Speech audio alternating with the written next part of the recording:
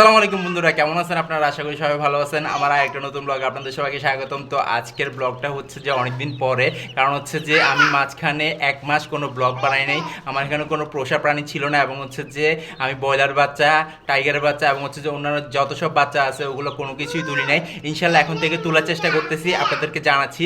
আর দেখতে পারতেছেন এখানে বাচ্চা আছে, এগুলো কিসের বাচ্চা সেটা জানাবো। তো সম্পূর্ণ ব্লগটা দেখতে থাকুন ইনশাল্লাহ। আল্লাহর রহমতে অনেক ধৈর্য ধরার পর এবং হচ্ছে যে সাময়িক যে কাজগুলো ছিল ওগুলো করার পর ইনশাল্লাহ আবারও শুরু করে দিয়েছি আমার খামারের কাজ, এখানে মুরগি আনা। তো আল্লাহর রহমতে এখানে দেখুন খুবই সুন্দর করে ব্রয়লার মুরগিগুলো প্রথমে নিয়ে আসছি, আরও কিছু নিয়ে আসছি, সেটা আপনাদেরকে দেখাবো নেক্সট বার অবশ্যই। আর এখানে দেখুন ব্রয়লার মুরগিগুলো প্রথমে নিয়ে আসছি, কারণ হচ্ছে যে ব্রয়লারের দামটা কম যাচ্ছে এখন, সেজন্য।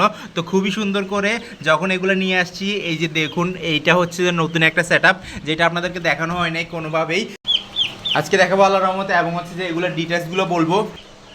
এই যে দেখুন আল্লাহর রহমতে এটার ডিটেলসটা আমি আপনাদেরকে বলতেছি, সেটা হচ্ছে যে এইখানে যে মুরগি বাচ্চাগুলো দেখতে পারতেছেন আল্লাহর রহমতে, এগুলো হচ্ছে যে সবগুলো ব্রয়লার নারিশ কোম্পানির। তো এগুলো আনছি যে আজকে 2 দিনে খাবার দাবার খেয়ে আল্লাহর রহমতে টনুমুন্ডু হয়ে আছে। আর হচ্ছে যে এইগুলা এখানে রাখাটা জরুরি, এবং হচ্ছে যে এই সেট আপটা আমি কখন করছি সেটার আপডেট বলে ফেলি। এই সেট আপটা করছি যে আমি অনেক আগে, সেটা হচ্ছে যে এইখানে আমি শৌখিন মুরগি লালন পালন করতাম, এবং হচ্ছে যে খুবই সুন্দর করে শৌখিন মুরগির সাথে সাথে আমি দেশি মুরগি, ফার্মি মুরগি এবং হচ্ছে টাইগার মুরগিও লালন পালন করতাম, যেগুলো ডিম পাড়া এবং রানিং ছিল ওগুলা।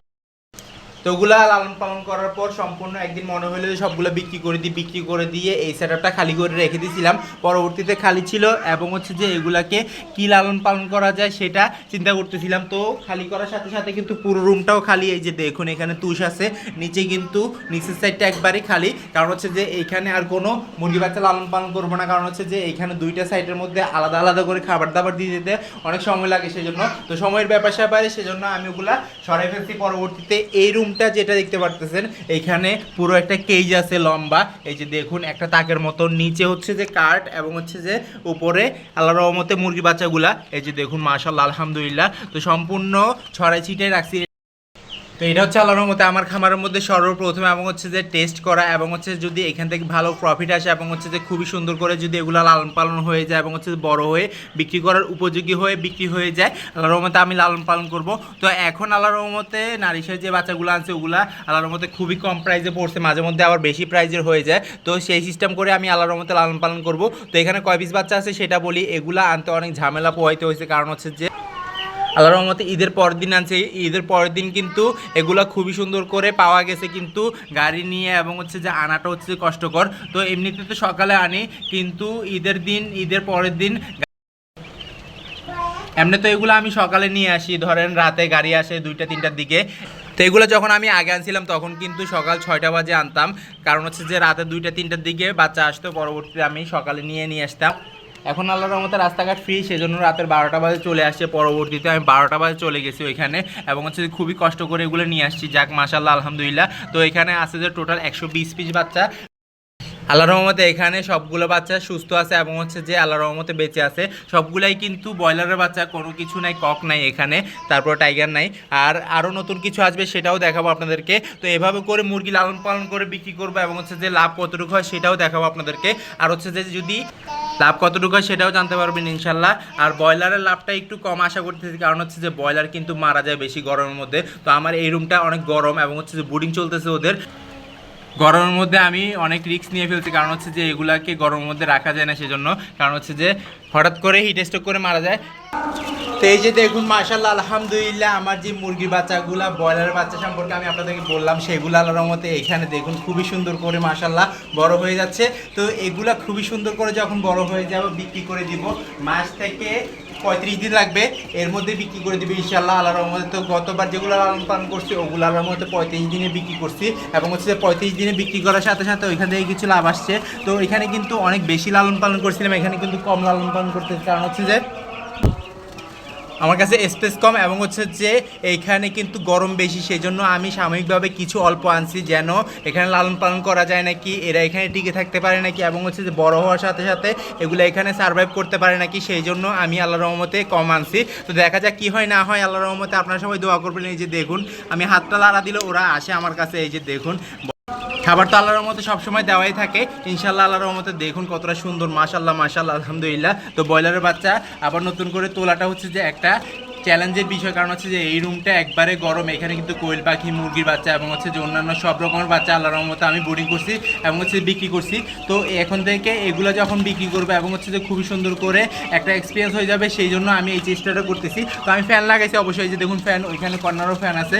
যাক মাশাআল্লাহ, সবগুলো দৌড়াদৌড়ি করতেছে। আজকে কিন্তু ওদের মাত্র 6 দিন বয়স। তো 6 দিন বয়সে আল্লাহর রহমতে 130 গ্রাম হয়ে গেছে। আমাদের দেখা যাক কতটুকু খাবার দাবার খায় এবং হচ্ছে যে কতদিনে কত কেজি হয় সেটা দেখবো ইনশাল্লাহ। আর আল্লাহর রহমতে ধরেন 1300 গ্রাম হইলেই আল্লাহর রহমতে বিক্রি করে দিব, কারণ হচ্ছে যে বেশি ওজনে করতে গেলে গরমের কারণে, হিট স্ট্রোকের কারণে মারা যেতে পারে, সেই জন্য আল্লাহর রহমতে। তো দেখা যাক কি হয়। তো এই সিস্টেমটা আমি কীভাবে করছি সেটা বলি আপনাদেরকে। এই সিস্টেমটা আগেই ছিল, আমি এখানে শুধু তেরপাল দিয়ে দিছি এবং হচ্ছে যে বস্তা দিয়ে দিয়েছি বোর্ডিংয়ের জন্য। এই বোর্ডিংটা খুবই সহজভাবে করা যায়। পেপার দিলে হয়তো বা পেপারগুলা আল্লাহর রহমতে পাল্টানো লাগে বারবার। আর হচ্ছে যে এইখানে যদি বস্তা দিয়ে রাখি আল্লাহর রহমতে বস্তাটা পাল্টানো লাগে খুবই কম, সেই জন্য। আর হচ্ছে যে খুবই সুন্দর করে যখন বস্তাগুলা ওদের ময়লাগুলো শুষে নেয়, পরবর্তীতে এরার বোর্ডিংটা আল্লাহর রহমতে খুব ভালো মতো হয়ে যায়। এই যে দেখুন দৌড়াদৌড়ি করতেছে সবগুলা। তো এই মুরগির বাচ্চাগুলা নারিশ কোম্পানির বাচ্চাগুলো আমার এখানে পাওয়া যায়, সেজন্য আমি নারিশ কোম্পানির আনছি। আপনারা চাইলে যে কোনো কোম্পানির আনতে পারেন, কারণ হচ্ছে ব্রয়লারের বাচ্চাগুলা খুবই তাড়াতাড়ি বড় হয় খাবার দাবার খাওয়াইলে এবং টেক কেয়ারের কারণে। আর এই যে দেখুন এখন কিন্তু ওর অবস্থা কেমন, হাঁটাহাঁটি করতে পারতেছে না। তো 6 দিন বয়সী বাচ্চা এতটা অ্যাক্টিভ আছে, যাক মাশাল্লাহ। তো ফ্যান দোনোটা চালাই দিতে হবে সামনের দিকে, কারণ হচ্ছে যে ওদের বোর্ডিংটা শেষ হয়ে গেছে সেই জন্য।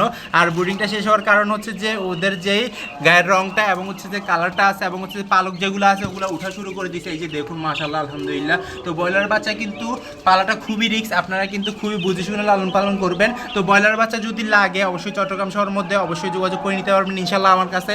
আর এই যে দেখুন খুবই কর্নারে আছে মাশাল্লাহ, আলহামদুলিল্লাহ। সবগুলো দৌড়াদৌড়ি করতেছে। তো সাদা লাইটটা জ্বালাই দিছি।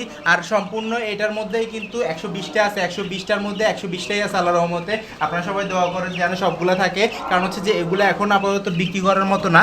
যদি ধরেন আধা কেজি, তারপর হচ্ছে 700 গ্রাম, তারপর হচ্ছে যে এর থেকে বেশি ধরেন 1200 গ্রাম হয়, তখনও বিক্রি করা যায়। যাক এমনিতে রিক্স তো রিক্সই, কারণ হচ্ছে যে এইটা কিন্তু লালন পালন করা রিক্স। যারা লালন পালন করেন তারা জানেন অবশ্য। ধরেন একটা মারা গেছে, সাথে আরেকটা মারা গেছে, সাথে আরেকটা মারা গেছে, এভাবে করে মারা যাইতেই থাকে। যদি মারা যাইতে থাকে আর যদি টিকে যায় তো টিকে যায় মাশাল্লাহ, সেই জন্য আমি রিক্স হিসাবে নিয়ে আসছি। যাক মাশাল্লাহ। তো ব্রয়লার মুরগি কীভাবে পাবেন এবং হচ্ছে যে এগুলো ভ্যাকসিন দেওয়াটা অবশ্যই জরুরি, সেটা আপনারা জানতে অবশ্যই কমেন্ট বক্সে কমেন্ট করবেন। কোনো কিছু জানা থাকলে অবশ্যই যোগাযোগ করতে পারবেন ইনশাল্লাহ। এখানে মেসেঞ্জারে নক দিতে পারবেন এবং হচ্ছে যে কমেন্ট করলে আমি ওইখান থেকে যোগাযোগ করবো ইনশাল্লাহ। তো চট্টগ্রাম শহরের মধ্যে হইতে হবে, কারণ হচ্ছে যে আমি সার্ভিসটা চট্টগ্রাম শহরের মধ্যে দিতে পারবো, কারণ আমি দূরে গিয়ে দেওয়াটা সম্ভব না। কারণ হচ্ছে যে এইখান থেকে ধরেন মুরগি বাচ্চা নিলেন, পরবর্তী লালন পালন করলেন, বিক্রি করলেন, কিছু টাকা লাভ হইতে পারে, কারণ হচ্ছে যে এগুলা অল্প এবং রিক্সের উপরে, সেই জন্য।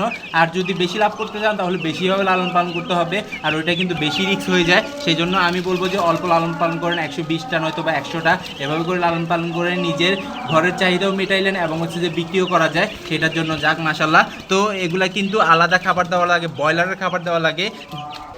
তো আমার ভিডিও যদি ভালো লেগে থাকে লাইক কমেন্ট শেয়ার করবেন, যারা সাবস্ক্রাইব করেন সাবস্ক্রাইব করে দেবেন, আর যারা সাবস্ক্রাইব করছেন তাদের অসংখ্য ধন্যবাদ। ইনশাআল্লাহ আবার দেখা যাবে নতুন কিছু নিয়ে। আল্লাহ যেন সবাইকে সুস্থ রাখে, সবাইকে বিপদ থেকে রক্ষা করে। আজকে বিদায় নিচ্ছি, আল্লাহ হাফেজ।